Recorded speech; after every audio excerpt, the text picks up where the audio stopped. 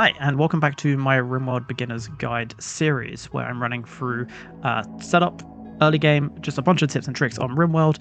I am picking this video up at Colonist Selection because, like I said in my last video, this is actually quite complex and I believe deserves its own video, and we're going to actually spend quite a lot of time kind of explaining what to look for and how to pick the best colonists to give yourself a good start in the game.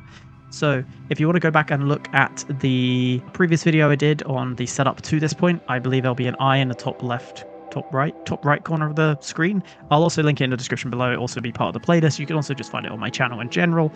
But yes, in this video, we're going to go over colonist selection. In my next video, I'll go over some of the very early gameplay and the sort of first things you should do when you enter the map. But anyway, well, going on too much more, let's jump into colonist selection. So we are playing Crashlanded, so we have 3 colonists to choose from. You can see here selected. Currently we have these 3 selected, and then these ones are ones that are left behind. Now, just going to point this out here, if you want to set yourself a challenge, you can make sure that you're only choosing from the 8 colonists that choose 3 from the 8 that the game has decided to throw your way. However, I would say that if you're playing this for one of your first playthroughs, which is likely what you're doing when you're watching this video, the randomize button is going to become your friend. So definitely do not be afraid of hitting this randomize button, and we will come to that in a moment. But to start with, let's take a look at what we have in front of us in terms of there's a lot of information going on, so I'm going to break it down. So like I said, on this left hand side you have the colonist selection. You can click and drag those colonists that you wish to be under your selected, and these will be the ones that you start the game with. Now at the top here we have Jenny, a spoiled child, and honestly, unless you're playing expansion, this particular thing, it sets up various information, but honestly doesn't really do anything for you. Like, there's not a particular one that you should necessarily look for. There are ones that you'll end up avoiding because they cause negative effects, but honestly this section, the childhood, and it'll also say adulthood if they're old enough, you can kind of ignore. But starting at the top left corner of the screen, and we'll kind of work our way down.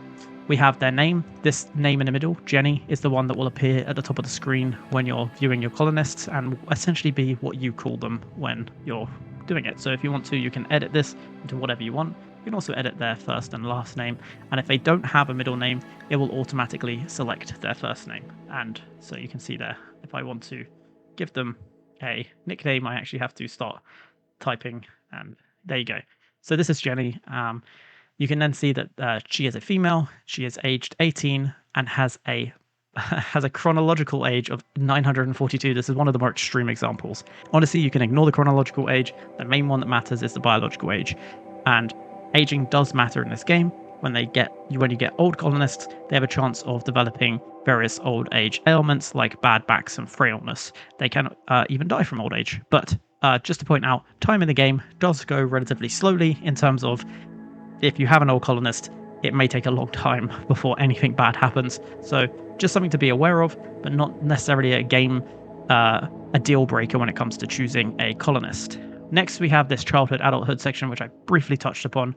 Not really that useful. We're not playing tribal. We're not got royalty or DLC added. So we're just going to skip over this, and essentially we don't need to worry about this when we're playing on the core. Traits. This is where they have various traits which can be good and bad. In this particular case, we have bisexual, and I actually have a video of ranking all the different traits. I'll link that in the description below as well, and maybe it'll come up in that eye if I can do that. But yeah, the traits will have different effects. So this particular one means that Jenny is attracted to both men and women, which means she can marry or essentially become in a relationship with men or women. This is actually a minor positive thing, and I'll possibly explain, but I won't go into detail on all the traits because there are tons of them, and I'll just try to, when we're going through, I'll explain why I'm picking certain ones, why ones are good, why ones are bad. And again, there is a lot of personal preference to this. If you may like playing or not mind playing with a bad one that I hate playing with, but we'll get to that. You can also see what they're incapable of. This section may not even exist because some of them aren't incapable of anything, and I'll just show you, see, incapable of none. I say not exist, I mean it says none. Next here we have all of their skills. Now this is a list of all the skills. The number, it goes up to 20. Now they gain levels from doing that particular activity. So for example, if they fight someone melee, they will learn more about melee and level up over time. And then it does technically go down, but they don't drop a level. It just goes down to 0 XP towards the next level, and there is essentially so many thousand XP that is needed for them to level up. So when you get to level 20, you will remain at level 20. If you are at level 19 and you get really close to level 20, but you stop learning for like a while, then it will actually drop back down to 20. There is a trait that actually prevents this from happening as fast, and getting, like, for example, level 19 to level 20 on some skills, especially something like medicine, can be very tricky unless you are constantly healing someone, which can be pretty tricky to set up. But anyway, let's run through these skills in order. Shooting, how good they are at shooting. And you can see here when I hover over it, you can see skill level 1-utter beginner. That's because they've only got level 1 in it, and you'll see if I select 0, barely heard of it. She doesn't even know what mining is, essentially. But anyway, shooting, we have melee. That's the ability to fight with unarmed or with a melee weapon. Construction, building stuff. Mining, digging stuff. Cooking meals. It's all pretty self-explanatory. Plants is both for harvesting and planting crops. Certain crops need a certain level before you can plant them, and your harvesting yield will go up the higher the level. Animals is your ability to look after animals, so this can be taming them. Certain animals can't be tamed until you have a certain level.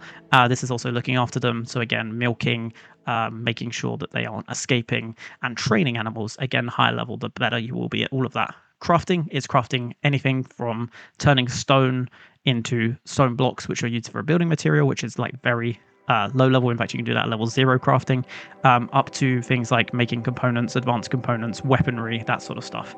Artistic, making art. This could be good for making areas beautiful by building statues. For the early game, it's probably one of the least useful things to have. Medical, how good you are at dealing with medicine stuff, healing wounds, surgery, diseases, etc. Social, your ability to care for others. So this could be persuading a prisoner to join us. It could be trading. When you trade with others, you get better prices. And you can also use it for other bits and pieces, but essentially it's the social aspect. And intellectual, essentially this is mainly used for researching. You can also use it for drug synthesis. I think there are some minimums for certain drugs, but usually by the point that you get to the point where you need minimums for drug synthesis, you'll have at least 1 or 2 colonists that can do it no problem anyway. So that is the skills in order. You'll notice down here, and I'm going to come to this right section in a moment, we have this team skills, and you can see there are 8 skills listed here compared to the 1, 2, 3, 4, 5, 6, 7, 8, 9, 10, 11. 11? Wait, 1, 2, 3, 4, 5, 6, 7, 8, 9, 10, 11, 12. 12, that's what I thought. There are 12 skills listed here. This is because this is what the RimWorld developers deemed the most important when you're putting together your colonists, your colony to begin with. And I have to 100% agree with them. Artistic, you'll notice, is not on this list because it's really not that important. Social is also, it's actually more important than they give it credit for because it can be very useful for gaining new colonists, but ultimately not going to be helping you survive. All of these things are really good for survival, except for intellectual, which arguably you can do without, but you just then don't progress very quickly in terms of research. The other thing you probably want to notice is these flames next to each of the skills.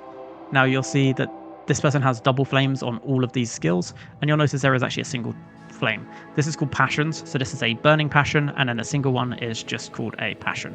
So you'll see here the learning speed for this skill is 150%. That's because the base value is 100%, and then the burning passion multiplies that by 150%, which means Jenny will learn melee combat faster at a 1.5 to X speed to any other skills. If we go at one that has no passion, you'll notice it says 35%. That's because you have 100% base, and then no passion actually is a negative multiplier, essentially multiplying it by 35%, bringing your total speed. So you actually learn this at about 1/3 as fast as someone who has a passion. So if I hover down here, you can see learning speed 100%, base value 100%, passion 100%. Having passions and key skills on your key colonists is incredibly useful. You will learn things much faster and get much better at those areas a lot quicker. Now over on this right hand side, we have health information and relations. And so health information will list things such as, in this case, we have asthma, and this little dot here means that it's untreated. So if you have an empty dot, it means untreated. If it's filled in with, I think it's white or it might be yellow, it means it's been treated. Essentially, unfortunately, asthma is probably one of the worst things to get started with because it can cause some pretty annoying difficulties to begin with. You'll also notice that it says efficiency 90% for the right lung, but the lungs themselves are 15 out of 15. If someone gets hit in the lungs, it will cause damage to the lungs, and if it gets to 0, the lung gets destroyed. So just something to bear in mind, this is how complex the game goes into. There are body parts, and as they get damaged, they can be destroyed, they can be scarred, various things can happen to them. This person has 90% efficiency in their lungs, which will usually cause knock-on effects such as their consciousness or possibly work speed and bits and pieces, especially if they have things like an asthma attack, which can happen. This could turn into a major problem. This could even kill them at some point, especially if they get hurt. This could be the thing that finishes them off. So this colonist is relatively weak, and because they are asthmatic and incapable of dumb labor, these two things combined would immediately make me want to remove this colonist from my list. I also don't see any massively useful skills. You'll notice animals isn't down here, yet it's their best skill. Yes, their plants is double passion, but they're only level 4 in it. The other thing they have going for them is they're young, which can be a good thing because it means essentially you don't have to worry about old age ailments coming into play.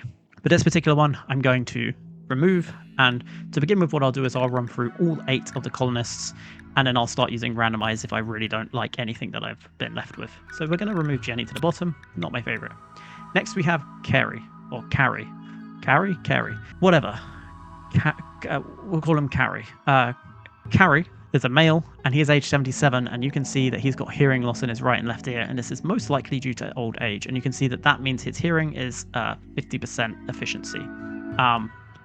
Again, he then has a right leg stab scar from a previous wound, which means that his right leg efficiency is only at 78%, which means he'll move a little slower, and his right middle finger is at 58% efficiency, which actually may mean his manipulation, so when he's crafting or constructing, might be a little lower. He has 3 traits, greedy, which means basically he's in a bad mood unless he is in the best bedroom. This can be annoying because he might not be the one that you want to give the best bedroom to, because you're trying to maybe boost a more efficient colonist even further, or make someone happy who's currently sad. So this just makes this guy a bit of an annoyance, but it's not the end of the world. Bloodlust, he likes to hurt people. As you can see, he gets a rush from the sight of blood. So when you have a big raid happening, he'll probably be happy. However, he is more likely to fight your other colonists if he gets in a bad mood. Not a good thing. He's also slothful. His global work speed is negative 35%. This trait alone, in my opinion, is enough to bounce him from this list, but the fact that he has a bunch of issues already in terms of, these aren't terrible issues, but they're just a bit annoying. He's also pretty old, and honestly, looking at this, there's nothing here that's saying, oh my god, he's amazing. The best thing he has is 9 in crafting, which is a burning passion. This means he's going to be pretty decent from the get-go. His mining's also okay, which means his yield will be okay. A capable amateur, as you can see, they're level 6. But honestly, nothing really screaming to me that we need this colonist. He's not a very good fighter. Early game, you do want at least one good fighter, so we're going to get rid of him. Next, we have Saki. Another young female child spy. Again, don't really need to know this. Immediately, my eye is drawn to this, and you can see here that this person has an ambrosia addiction. This is a problem. Addiction in this game is quite difficult to handle if you don't have the drugs to keep them topped up on it, or you don't have the ability to wean them off because you have other colonists to pick up the slack.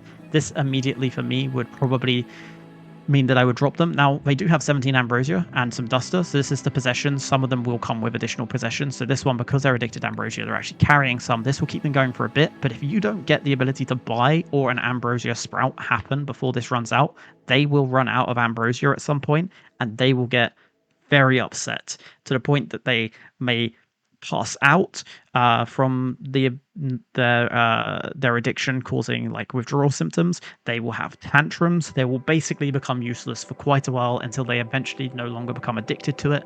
So it can be pretty annoying. I would most likely immediately remove this one from my list unless they had something amazing going on, which honestly, again, nothing too crazy. They're social, not down in this list as you can see here. It's pretty good. Everything else is kind of mediocre. They also have an annoying voice. Basically, other people will immediately dislike her when she's such talking. She's gourmand, so yes, she's better at cooking because of that, but she eats a lot more food, and in the early game, that can be a real tricky thing, is getting enough food. And they're also greedy, so again, they want an impressive bedroom. So, generally speaking, not one that I would work with. Goes to the bottom of the list. In fact, we haven't had a good colonist yet. This one has no health issues. They're pretty young.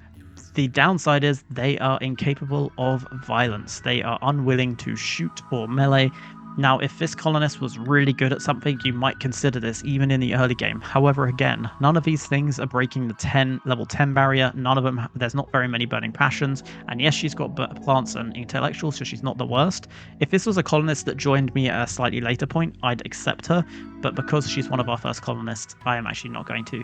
The other thing is they're teetotaler. They don't do drugs or alcohol. Now, this sounds like a good thing because they can't get addicted. However, honestly, some drugs are very useful in the game. Smoke leaf, psychic tea, and beer are three of the most useful drugs, and you can get them relatively early on for keeping your colonists happy. And if you're unable to use them on someone or have them have a beer to relax at the end of their hard-working day, essentially they can become a little harder to manage than some of your other colonists. So this isn't a deal breaker for me, but it's enough that I want to remove them to the bottom and continue looking through the rest. We're coming back round to, you can see we've got 4 more to go through. Yoone, immediately my eye is drawn to the fact that we have animals of 12. Not necessarily the most key thing, but we also have an 8 in construction, a couple of multiple passions, and 1 burning passion. Now we do have an aching old gunshot wound, which means that they have, you can see, they're 6% pain, which means they'll have a slight negative mood debuff, and their leg has poor efficiency. In the future, we could potentially replace this with a bionic or even archetype leg, so it's actually not the end of the world. Next thing we have is their traits and what they're incapable of. They are incapable of intellectual, so we can't use them for research. It's kind of a pain. It's actually quite good to have everyone with research in the early game because their ability to... if you say get shot in because there's a manhunter pack outside, you can have all your colonists researching in your little hut while you wait it out. So it's not the end of the world, but kind of annoying. They're also incapable of dumb labor and violence, so they're essentially not going to do any hauling, cleaning, or researching, and they're not going to do any shooting or fighting during a raid. They are beautiful, which means anyone near them will have a slight buff to their beauty. And their global work speed, because they're industrious, and this is one of the best traits to have, is plus 35%. The downside is they have a chemical fascination. This means that they're fascinated by drugs, basically. If there are drugs, they are likely to want to take them. There is actually a separate meter for this person in their needs tab because of chemical fascination, and when it reaches towards the bottom, they will have a negative mood debuff. I feel like I could handle this person in the early game because of, I'm used to this game. I would not recommend this for a new player because it will be just another thing to manage. And so because of that, I am going to remove this one, but I probably would have considered them if I was playing a usual playthrough. Now we're on to vate. No health issues, so that's good. They're relatively old in terms of they may start to get some medical issues soon. Not necessarily. It's kind of like a luck of the draw. So we should be okay. They are ugly. Unfortunately, that means a -1 beauty for those that are around them. And they're asexual, so they're not really able to get into a relationship. That can be a good and bad thing. So relationships are usually really good. But one, you can make them share a bedroom and they will not consider it a barracks. It will still be their bedroom. They can share a double bed, just means that your space resources is better. They also can get some lovin', as it's called, which will give them a massive perk, a boost. They can get married, massive boost for a long time to their mood, so all really good things. This person is also incapable of violence. We really need some people that can fight in the early game, so this is a bit of a mark against him. He's got really good in plants. I say really good. He's a skilled professional in plants with a double passion in it, and he is skilled in medical. I actually will consider keeping this colonist for now. I'm going to keep them because both plants and medical are very important in the early game. If they can heal the wounds of those that are fighting in their stead because they won't be fighting, that's actually worth the trade-off. And in fact, a lot of the time, if you have a skilled doctor, you probably won't want to risk them in a fight because a skilled doctor can be make or break for a lot of these situations. So I'm actually going to keep this one for now. We may come back and randomize him if we really can't get the other ones to match up in terms of skills. So we're just going to keep this one for now. Next we have Bryce. Bryce has a wake up addiction. He does come and a go juice addiction. That is 2 addictions. That means 2 lots of drugs you either have to find for him or wean him off. That's immediately making me wary of Bryce. However, really good melee. Well, not really good, but double passion in melee. Melee is decent. Their mining is incredibly good. A strong expert, double passion in it. They're double passion in art, so later on that can be useful. They have a passion in crafting and intellectual. There's nothing they're incapable of doing. They're also tough, which means that they essentially take a 50% damage multiplier, so half damage from everything incoming. That's pretty handy. They are, however, lazy. Their global work speed is negative 20%. However, they're steadfast. So in the game, your colonists have a mood bar based on a lot of things going on around them. So lots of things going to be affecting their mood. And as it goes up and down, they'll be happier. And so if it's nearer the top end of things, you can get inspirations, which means they're much more likely to do a really good job at something. As it goes down, there's 2 lines on this bar. And those 2 lines represent at what percentage of their mood bar, or what level of mood, do they start having the chance of a mental break. The first bar, when they go below it, they have a chance of a minor mental break. Not immediately, but usually if they're there for an extended period, they'll have a mental break. And if they get below the second bar, they have a chance for a major mental break, which is something like going into the worst one, in my opinion, is going into a catatonic state, which means they basically lie still doing nothing and you have to take care of them. Or a murderous rage is pretty bad as well, where they go on a killing spree essentially. Both really not good things to have. So the fact that that's 9% basically shifts it further down the bar, so you actually have more wiggle room in terms of how upset this person can be, which may mean that they are less likely to go through a mental break when they're being weaned off the addiction. However, these 2 drugs are not the easiest to come by in the early game, so I'm going to say this person is out despite them being actually quite good. Next we have is Arroyo. Again, asthma, not brilliant. They are nervous, which basically means their mental break threshold is higher, so the opposite of steadfast, and they are incapable of firefighting, which is a bit of a pain. They are really good at mining, another good medical, a bit of animals and crafting, and they have a passion in construction despite not being the best at it. They also have a relationship with Jenny, who is back round again, and they're relatively young. So we could immediately have these 2 share a bedroom, but if you look down here, we don't have a cook, we have no one who can shoot. Intellectual is pretty lacking.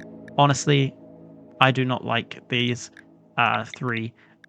So the challenge of picking 3 colonists to go down from this out of 8 is basically out of the window. So we're going to start randomizing. So I know that we have plants and medical. Honestly, I'm looking for someone who's a good shot and has one of the other missing skills. So I'm going to randomize until I see someone with a good shot. And so you could randomize and be like, oh, okay, can we review? Is this guy any good? Next one. I just randomize until I see someone with... So here we go. We have someone who's a great shot. They're also actually pretty good at melee. They have cooking to a level that I think is acceptable. They do have a chemical fascination. That can be tricky. They're too smart, so they learn things faster. So if you see here, their learning speed for a passion is 175%. Their learning speed for their shooting is 262%. That means that they learn things for shooting, because it's a double passion, really, really, really quickly. They're a body modder. This just means that they like having artificial parts, which we can do at a later point in the game. They are incapable of art, not the end of the world. This is actually one that I would be willing to consider the chemical fascination for, because you can quite early game find smoke leaf, grow smoke leaf, grow psychite and turn it into tea, and get beer. So we could probably manage this, and in fact I'm going to keep it because at least I can show you the chemical fascination within the game. It's not my favorite trait to play with, but I'm going to, because of just how good they are at shooting. So yeah, we're going to go with this one. So what are we lacking? So if we, for example, remove the fact that, so we have plants and medical, shooting, melee, and cooking. We really need construction, mining, and it would be nice to have crafting and intellectual. That's a lot to ask for a single colonist, but honestly, construction, mining, and intellectual are probably the ones that we want the most. So this guy doesn't meet that. We're looking for something with construction. So here we go, we have someone with construction. Now bear in mind, you will get colonists as you go through the game. So if you fail to find a colonist that ticks all the boxes and you can't quite build up enough within your first 3 colonists, don't worry, you will find more. It just may take a bit of time and you may struggle in one area or another. So this person is a constructor. They have a prosthetic arm. You can see has an efficiency of 50%, which isn't great. So even though they're good at construction, we may have problems with that. They have a chemical interest, which is basically the same as chemical fascination, but slightly less. And they're aesthetic, which means that they don't like fancy stuff. Essentially, they'll happily sleep on the floor and eat raw food. They're incapable of intellectual and crafting, which is a problem because those are both things that we're kind of semi-lacking in, intellectual, and they don't really do mining. Honestly, the two things that I would like us to focus on is mining and construction. We'll make do with bad intellectual for now, and hopefully have another person who can shoot or melee, because we have a guy that doesn't do either. Okay, this person is very good at mining, but no construction. Very good at melee, but no construction. Mining's pretty bad, but other bits are okay. I would say that the fact that our mining level 2 is actually not a good thing, especially as we're starting on large hills. We're probably going to want to mine some of those resources, and it's also got a bad back, so no to that one. This person's not what we need. Nope. We could consider this one, and the reason why I'm considering this one is because we would get rid of Vate, because he is plants and medical. This is cooking and artistic. Yeah, maybe not. Okay, we're not gonna switch it out. So let me just. I'm gonna go quiet while I find someone. I'll cut this bit out or maybe speed it up so you don't have to watch me go through all of this. Okay, here we go. I found someone that I think is definitely usable and serviceable for this playthrough. In fact, turned out really well. So they have no health issues. They're kind of middle-aged, and so we don't have to worry about health issues for a while in terms of ones developing other than, you know, being shot or anything. They're okay at shooting in melee, so we can use them for fighting. It's not brilliant, you know, it says here some familiarity compared to our expert. However, they are a skilled professional in construction and a solid professional in mining, with burning passions. So that's 150% learning speed, so they'll learn it much faster. Their plants is okay, so we can actually use them on plant backup if we need to. And they also have social at 6 with a passion, which is kind of useful. Now, intellectual, we're kind of lacking, but you can see here we have passions and decent level in everything but intellectual. So we'll just be looking, hopefully, in the early game for a colonist to join who has some level of intellectualness. The other great thing about this is they are iron-willed. That mental break threshold I was talking about earlier, negative 18%, basically means that they'll be happy despite not being, well, they'll make do with being unhappy, is actually what they are. Also beautiful, so a little buff to those around them. They are a nudist. Now, Temperate Forest isn't the coldest of maps, but if you do let this person become nude all the time, that is going to cause them problems, probably in terms of freezing, but also if they are attacked by anything, there's no armor, there's no barrier between them and the projectile or whatever it is hitting them. So, although they enjoy nudism, we'll probably make sure that they're not nudist until we get into a much later point in the game, at which point we maybe can like take off some or all of their clothes. But ultimately, we could probably ignore this trait. It's not a negative, really. It's just, yeah. She can handle clothing, but we'll be happier without it, is what it says there. So it's not the end of the world. So yeah, this is our setup. Hopefully me going through and kind of showing you, and I know this is quite a long video. I'm going to cut out as much as I can in edit, but hopefully me going through and kind of explaining those things to look out for. One thing I would say is read the traits. Make sure you're willing to play with the traits because they can usually have sometimes more of an effect than even the skills do. Next is to check the skills and then the health. These 3 sections are the most important, and making sure that down here doesn't look too scarce in any particular area. And definitely feel free to hit that randomize as many times as you need. You're better off giving yourself a solid base for your first playthrough or for playthroughs than starting the game in a rush and having a lack in something that's very important. I'm actually very happy with this setup. And so yeah, I'm going to hit start. I'm not going to go much further with this tutorial. The main reason I'm going to hit start is so I can save this so that for the next tutorial I have a good starting point. When you come in and you've hit start, you'll notice this screen here. This is just to tell you your situation, your starting scenario. Hit OK, and I recommend pausing immediately, going to my next video, and even in that you'll see that I pause immediately and I do a bunch of stuff before we even start the game. Thanks so much for watching. Hopefully that helped you understand what you're doing when you are picking your colonists. If you have any questions, drop them in the comments below. If you think I missed anything important, drop that in the comments below. Or if you think I was wrong in some scenario, let me know. Definitely want to share as much knowledge with new players in this game as I can. Thanks so much for watching. If you enjoyed it, like, subscribe, comment, etc. And I'll see you on the next one where we're going to go into a little bit of UI and the early game. Thanks for watching. Bye.